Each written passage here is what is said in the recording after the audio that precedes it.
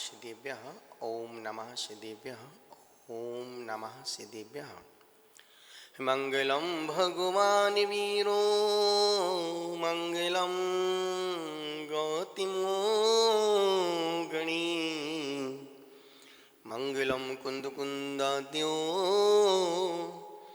जैन धर्मोस्तु मंगलम सर्वमंगल्यमांगल्यं सर्वकल्याणिकारिकं प्रधानां सर्वधर्माणां जैनं जयतु शासनं जैनं जयतु शासनं ययया नननुना नननना मम मम मम मामी ताता तीति ततोतिता ततोतिता तुते तीता त्रोति त्रोति ततोतिता ततोताति ततो तोति ततताति ततो ततो।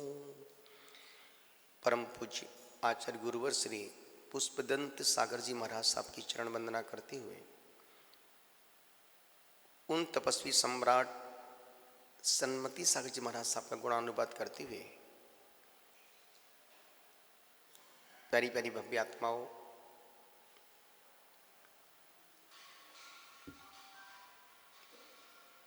जिंदगी सुबह होती है शाम होती है, सुबह होती है शाम होती है, जिंदगी यूं ही तमाम होती है। हर व्यक्ति को अपने भाग्य का भाग्य मिलता है। आप कितनी मेहनत कर लो, कितना ही पुरुषार्थ करो, यदि भाग्य में होगा तो भाग्य आएगा, और भाग्य में नहीं होगा तो आया हुआ भी भाग जाएगा। इसलिए कहते हैं ना कि खुदा मेहरबान तो गधा पहलवान। खुदा का मतलब क्या है? भाग्य। यदि भाग्य मेहरबान है तो तुम कुछ मत करो, सब ऊपर वाला देख रहा है। मैं जानता हूं एक व्यक्ति को पैसे की आवश्यकता थी, उसको कुछ रत्न बेचना थे, महीने से परेशान था, पत्थर नहीं बिक रहा था। उसने अपने दोस्त को फोन किया कि यार एक पत्थर मुझे बेचना है, तू लेगा क्या? उसने कहा कौन सा? बोले डायमंड है। कितनी कैरेट का? बोले 26 कैरेट का है। क्या दाम लोगे? 15 लाख। लेके आ जा बोलो। वो बंदा, उसका दोस्त बंबई जा रहा था, वो भी कुछ माल खरीदने के लिए जा रहा था। उसने फोन किया, भाई तू कहाँ है? उसने कहा मैं एयरपोर्ट पे खड़ा हूँ, मेरी फ्लाइट है 12 बजे की। जिसको रत्न बेचना था एयरपोर्ट पहुँचा, उसने पत्थर दिखाया, उसने लिया और बोला भाई मैं 2 महीने बाद तुमको पेमेंट दूंगा। ठीक है भाई दे देना। उसने डायमंड को 15 लाख में बेच दिया। वो बेच के चला गया। उसकी फ्लाइट को समय था। उसके दोस्त का फिर एक फोन आया कि भाई कहाँ है तू? मैं तो बम्बई जा रहा हूँ, एयरपोर्ट पर खड़ा हूँ यार, मुझे कोई पत्थर लेना है। कौन सा चाहिए? डायमंड लेना है, मेरे पास अभी है। अभी तू कहाँ है? मैं तो एयरपोर्ट पर खड़ा हूँ, अभी तू रुक, अभी मैं आता हूँ। सोचो, वो बंदा जो बम्बई जाने वाला था, वो बंदा जिसको पत्थर रत्न लेना था, वो वहाँ पर पहुँचा। उसने पत्थर देखा, उसको एक बार पत्थर पसंद आ गया। उसने क्या दाम लोगे? उसने 30 लाख का पत्थर दूंगा। बोले ये 30 लाख ले, पत्थर दे दो। अब आप इसको क्या कहोगे? एक व्यक्ति पत्थर बेचने 2 महीने से पत्थर बेच रहा है, उसका पत्थर बिक नहीं रहा है। उस बंदे ने पत्थर लिया, तुरंत दूसरा फोन आ गया कि भाई तेरे पास कोई रत्न है कि मुझे लेना है। इसको बोलते हैं भाग। जिसके भाग में होगा वो भाग करके खोज खोज के तुम्हारे पास पहुंच जाएगा, और जिसके भाग्य में नहीं है आया हुआ भी भाग जाएगा। निवेदन कर रहा हूं, हमेशा आदमी का भाग उसके आगे आगे चलता है, नसीब उसकी आगे आगे दौड़ता है। आज इस कोरोना के महाकाल में, महामारी में, जहाँ साधु संत हों, आरिका माता जी हों, त्यागी व्रती हों, संघों में भी कोरोना घुस गया है। इतना परहेज करने के बावजूद भी किसी को बुखार चढ़ा है, किसी को खांसी चल रही है, किसी को जुकाम हो रहा है, किसी को खुशबू नहीं आ रही है, किसी को भोजन का स्वाद ही नहीं आ रहा है। और ध्यान रखना, जिंदगी में यदि स्वाद ना आए और खुशबू बंद हो जाए, आदमी जीते जी मर गया। जिसको जीते जी न भोजन का स्वाद आ रहा हो, न खुशबू आ रही, तो उसके जीवन में बचा क्या? और संपूर्ण भोजन आंख पसंद करती है और गंध नाक लेती है।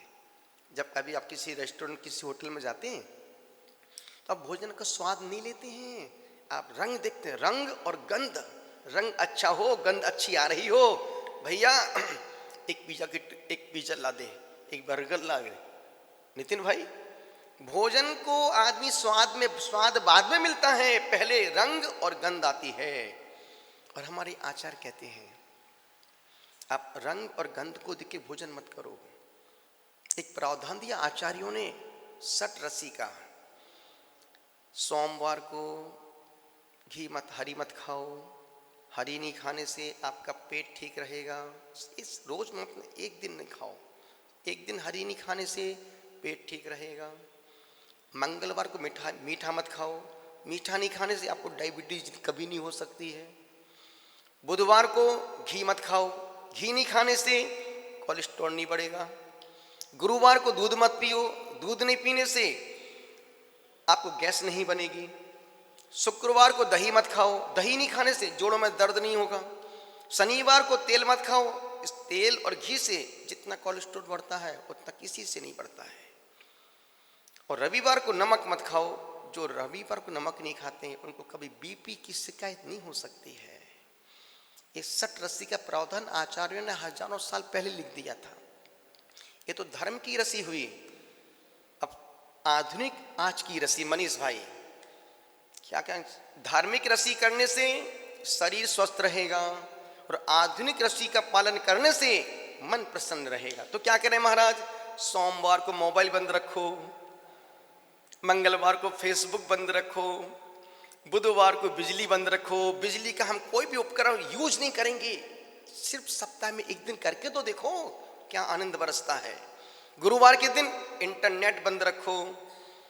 शुक्रवार के दिन हम किसी भी प्रकार के वाहन पर नहीं बैठेंगे, कहीं जहां भी जाएंगे चल के पैदल ही जाएंगे। शनिवार को व्हाट्सएप नहीं खोलेंगे। रविवार को टीवी बंद रखेंगे। ये रस्सी करके देखो, भगवान खुद धरती पे आके कहेगा पगले अब तो बंद कर, क्या मेरी जान ही लेगा क्या? इन आधुनिक रस्सियों को नहीं करने से आदमी मन से परेशान है।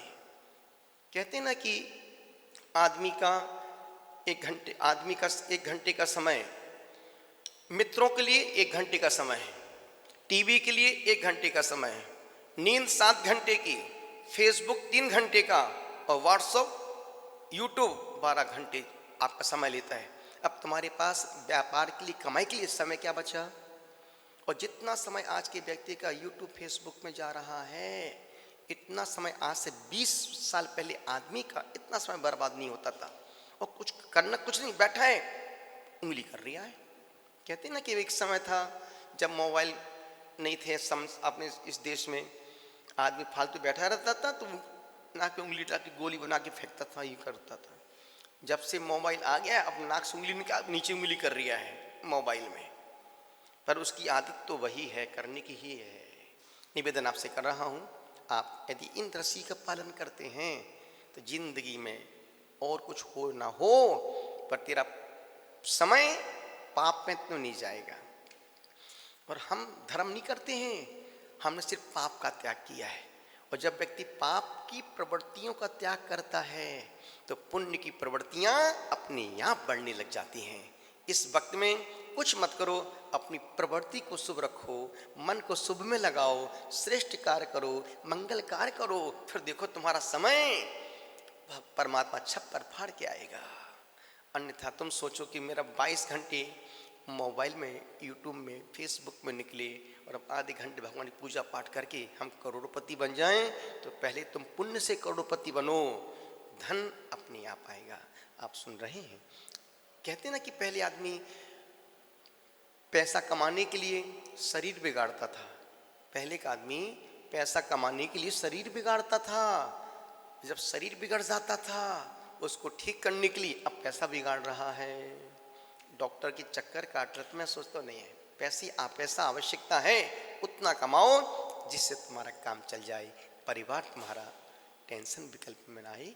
आप सुन रहे हैं, आप सबका जीवन मंगलमय हो, खूब खूब आशीर्वाद, शुभकामनाएं। ओम नमः। जय गुरुदेव, जय महावीर।